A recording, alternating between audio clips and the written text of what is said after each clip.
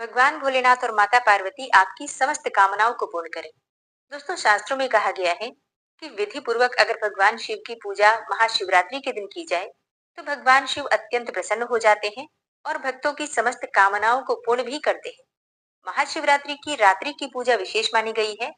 जागरण और चारों पहर की पूजा से मतलब रात्रि जागरण और चारों पहर की पूजा करने से जीवन के समस्त कष्टों का निवारण हो जाता है। इस दिन भगवान भोलेनाथ की कृपा की प्राप्ति के लिए व्रत रखा जाता है। वैसे कई भक्त हैं जो कि व्रत नहीं भी धारण करते हैं, तो अगर आप व्रत नहीं भी कर रहे हैं, तो भी आपको भगवान शिव और माता पार्वती की विधि विधान से पूजा अवश्य करना है। अब वैसे देखा जाए तो भगवान शिव की पूजा की जो विधि है अत्यंत सरल है, लेकिन शास्त्रों के अनुसार अगर आप महाशिवरात्रि की पूजा कर रहे हैं, तो महाशिवरात्रि एक विशेष पावन पर्व है, मतलब बहुत ही विशेष दिन है। तो ऐसे में षोडशोपचार की पूजा का विधान बताया गया है हमारे शास्त्रों में। इस विधि में 16 प्रकार की वस्तुएं भगवान शिव को अर्पित की जाती हैं, मतलब 16 प्रकार से भगवान शिव की आराधना की जाती है।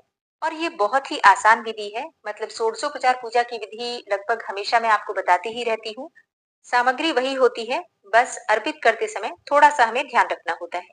तो आज की वीडियो में आप जानेंगे कि साल 2025 में महाशिवरात्रि कब है और महाशिवरात्रि पर भगवान शिव की पूजा करने का शुभ मुहूर्त क्या है, चार पहर की पूजा का शुभ मुहूर्त क्या है, निशीतकालीन पूजा का शुभ मुहूर्त क्या है और कौन सा वो समय है जिस समय में आपको पूजा करने से चारों पहर की पूजा का फल प्राप्त हो जाता है।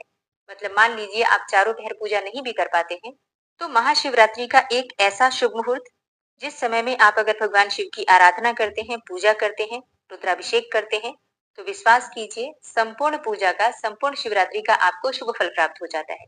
तो उस समय के बारे में भी बात करेंगे और भगवान शिव की पूजा षोडशोपचार विधि से आप किस प्रकार से सरलता से कर सकते हैं, सारी जानकारी आपको आज की वीडियो में शेयर करूंगी और कुछ बहुत ही अचूक उपाय भी शेयर करूंगी। तो वीडियो बहुत महत्वपूर्ण है, पूरा जरूर देख लीजिए। अच्छी लगे वीडियो तो लाइक भी जरूर कीजिएगा, क्योंकि आपके लाइक्स, आपके कमेंट्स मेरे लिए बहुत महत्वपूर्ण होते हैं। यही एकमात्र जरिया है जिनसे मुझे पता चलता है कि आपको ये वीडियो अच्छी लगती है और आपके लिए ये वीडियो उपयोगी है। तो अगर वीडियो अच्छी लगे तो लाइक तो जरूर ही किया कीजिए। बात करेंगे पूजा के शुभ मुहूर्त के बारे में, लेकिन उससे पहले जानते हैं कि भगवान शिव की पूजा आपको किस प्रकार से षोडशोपचार विधि से करना है। देखिए, सबसे पहले महाशिवरात्रि के दिन आपको सुबह जल्दी उठना है। उठकर नित्य कर्मों से निवृत्त हो जाइए, स्नान कर लीजिए। स्नान करने के बाद भगवान सूर्यदेव को जल दीजिए और फिर अपने घर के मंदिर में जो आपकी प्रतिदिन की पूजा होती है सभी देवी देवताओं की, उस प्रकार से नित्य की भांति पूजा कर लीजिए। अब भगवान शिव और माता पार्वती की आपको पूजा करनी है, पूरे शिव परिवार की आराधना करनी है। व्रत धारण करते हैं तो अपने व्रत का संकल्प ले लीजिए, और व्रत नहीं करते हैं तो सिर्फ भगवान शिव की पूजा कर रहे हैं, इसका भी आप संकल्प ले सकते हैं। ठीक है, तो व्रत या पूजा आप जो भी करना चाहते हैं संकल्प के साथ करते हैं तो उसका फल आपको अधिक प्राप्त होता है, या यूं कहे कि संपूर्ण प्राप्त होता है। तो सबसे पहले भगवान शिव के सामने आपको शुद्ध घी का दीपक जलाकर अपने व्रत का और पूजा का संकल्प लेना है। इसके बाद अपने हाथ में पुष्प ले लीजिए, थोड़े से अक्षत ले लीजिए और चाहे तो एक सिक्का भी ले सकते हैं और भगवान शिव का आवाहन कीजिए, ध्यान कीजिए। ओम नमः शिवाय इस मंत्र के द्वारा या फिर कोई भी स्तोत्र पढ़कर भगवान शिव का आवाहन कीजिए और आपके हाथ में जो पुष्प है वो भगवान शिव के चरणों में अर्पित कर दीजिए। अब भगवान शिव को एक पुष्प का आसन दीजिए और फिर उनके चरणों में थोड़ा गंगा जल अर्पित कीजिए। इसके बाद शिवलिंग का जलाभिषेक कीजिए। फिर पंचामृत इत्यादि जो भी चीजें आपने बनाई है, जैसे कि दूध, दही, घी, शहद, शक्कर, पांचों चीजें मिलाकर आप पंचामृत बना सकते हैं, या चाहे तो अलग अलग भी अर्पित कर सकते हैं। और जलाभिषेक करने के बाद आपको पंचामृत से अभिषेक करना है, फिर जलाभिषेक करना है। इसके बाद भोलेनाथ को वस्त्र अर्पित करना है, चंदन अर्पित करना है, अक्षत, पुष्प, बिल्वपत्र इत्यादि जो भी चीजें आपके पास उपलब्ध हो सभी चीजें एक एक करके भगवान शिव को अर्पित कीजिए। पूजा करने के पश्चात भगवान शिव को धतूरा और मंदार के पुष्प अर्पित कीजिए, क्योंकि ये उन्हें अत्यंत प्रिय है। धतूरा जो फल होता है, कांटेदार जो फल होता है, उसे हम अर्पित करते हैं तो हमारे जीवन में आने वाले समस्त कष्टों का निवारण भगवान भोलेनाथ कर देते हैं। जैसे कि अगर आप कर्ज से परेशान हो, शत्रुओं से परेशान हो, बीमारियों से परेशान हो, या घर में कलह क्लेश से परेशान हो, मतलब कोई भी आर्थिक, शारीरिक या फिर मानसिक परेशानी आपके जीवन में हो, धतूरा अवश्य अर्पित करना चाहिए। और धतूरे का जो पुष्प होता है, सफेद वाला जो पुष्प, उसे जब हम अर्पित करते हैं तो इससे संतान प्राप्ति की कामना पूर्ण होती है। भगवान भोलेनाथ को बिल्व पत्र अत्यंत प्रिय है और अगर आप उस पर राम राम राम लिख देते हैं तीनों पत्तों पर और फिर भगवान शिव को अर्पित करते हैं, फिर तो भगवान शिव आपकी समस्त कामनाओं को पूर्ण कर देते हैं। मतलब जिस भी कामना को मन में धारण करके आप 108 बिल्व पत्र भगवान शिव को अर्पित करते हैं, निश्चित ही भगवान शिव की कृपा से आपकी वो कामना पूर्ण होती है, इसमें कहीं कोई संशय नहीं है। इसके बाद भगवान शिव को भोग में आप मिठाई का भोग लगा सकते हैं, सफेद मिठाई का। अभी जो भी सीजनल फ्रूट्स हैं, जैसे कि अंगूर या फिर अनार या फिर बेर, जो भी आपके पास उपलब्ध हो, भगवान शिव को अर्पित कीजिए। इसके बाद दक्षिणा स्वरूप कुछ पैसे शिवलिंग पर अवश्य अर्पित कीजिए और फिर थोड़े से अक्षत अर्पित कीजिए। पूजा पूर्ण करने के बाद थोड़ा सा अक्षत शिवलिंग पर अर्पित करना चाहिए और मन में ये भाव होना चाहिए कि पूजा में किसी भी प्रकार की सामग्री का अभाव रहा हो मुझसे, या पूजा में विधि में किसी भी प्रकार की गलती हुई है, तो इसके लिए आप मुझे क्षमा करें और मेरी पूजा को पूर्ण मानकर इसे स्वीकार करें। इसके बाद आपको अपने हाथों में थोड़ा सा पुष्प लेना है, पुष्पांजलि की तरह से, जैसे दोनों हाथों में आपको थोड़े से पुष्प भरने हैं और भगवान शिव के मंत्र का जप करते हुए आपको पुष्पांजलि अर्पित करना है। भगवान से दोनों हाथ जोड़कर क्षमा प्रार्थना कर लीजिए। इसके बाद कपूर जलाकर भगवान शिव की आरती कर लीजिए। आप चाहे मंदिर में पूजा करते हैं या फिर घर में पूजा करते हैं, पूजा की विधि यही रखिए। हाँ, मंदिर जब हम जाते हैं तो जरूर वहां पर थोड़ी सी जल्दी होती है, भीड़ ज्यादा होती है, तो इतना समय नहीं मिल पाता है। लेकिन आप घर में विधि विधान से इस प्रकार से पूजा अवश्य करें। देखिए, शिवरात्रि पर मंदिर सभी जाइए, लेकिन अपने घर में भी विधि विधान से भगवान शिव की पूजा आपको सुबह जरूर करना है। अगर संभव हो तो चारों पहर में पूजा जरूर करनी चाहिए। चारों पहर की पूजा नहीं कर पाते हैं तो भी आपको निशीतकालीन पूजा अवश्य करना है।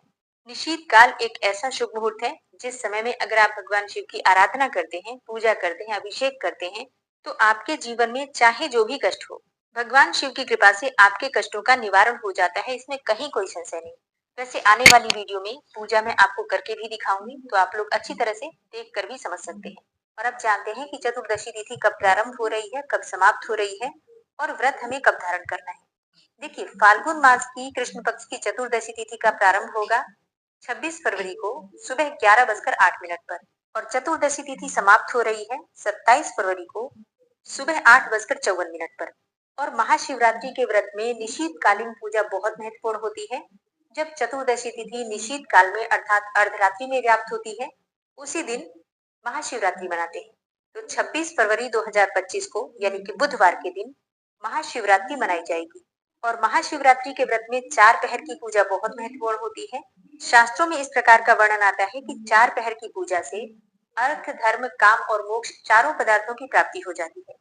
इसलिए महाशिवरात्रि में 4 पहर की पूजा जरूर करनी चाहिए।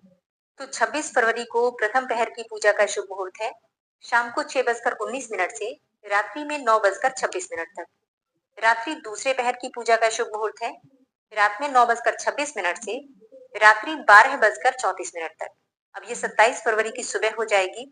तीसरे पहर की पूजा का शुभ मुहूर्त आपको प्राप्त हो रहा है रात्रि 12:34 से प्रातः 3:41 तक। और चौथे पहर की पूजा का शुभ मुहूर्त है 3:41 से सुबह 6:48 तक। तो वैसे तो प्रयास करना चाहिए कि हम चारों पहर की पूजा कर पाए। मान लीजिए कि आप चारों पहर की पूजा नहीं कर पाते हैं किसी भी कारणवश, तो ऐसे में आपको निशीत काल की पूजा अवश्य करना है। मतलब अर्धरात्रि में जो निशीत काल का समय होता है, अगर आप उस समय में पूजा करते हैं तो आपको संपूर्ण चारों पहर की पूजा का शुभ फल प्राप्त हो जाता है। और निशीत कालीन पूजा का शुभ मुहूर्त है देर रात्रि, मतलब 26 फरवरी की देर रात्रि में 12:09 से 12:59 तक। और अगर आप शिवरात्रि का व्रत कर रहे हैं तो शिवरात्रि व्रत के पारण का शुभ मुहूर्त है 27 फरवरी को सुबह 6:48 से सुबह 8:54 तक। दोस्तों, आज की वीडियो में महाशिवरात्रि व्रत से संबंधित संपूर्ण जानकारी मैंने आपसे शेयर की। उम्मीद करती हूँ ये वीडियो आपके लिए उपयोगी होगी। इससे जुड़ा हुआ कोई भी आपका प्रश्न हो तो आप कमेंट बॉक्स में जरूर लिख दीजिए। आपके प्रश्नों का उत्तर या तो आपको कमेंट बॉक्स में मिल जाएगा या फिर वीडियो में आपके प्रश्नों का उत्तर आपको मिल जाएगा। तो आने वाली वीडियो आप लोग जरूर देखिए, आपके ही प्रश्नों के उत्तर उस वीडियो में शामिल होते हैं। वीडियो पसंद आई हो तो लाइक जरूर किया कीजिए और संभव हो तो शेयर भी किया कीजिए। और चैनल पर पहली बार आए हैं तो सब्सक्राइब करके बेल आइकन को जरूर प्रेस कर लीजिए। इससे ये होगा कि इस चैनल पर जो नई वीडियो अपलोड होंगी उनकी नोटिफिकेशन आपको सही समय पर प्राप्त होगी। मिलते हैं आपसे अगली वीडियो में, तब तक के लिए जय श्री राधे।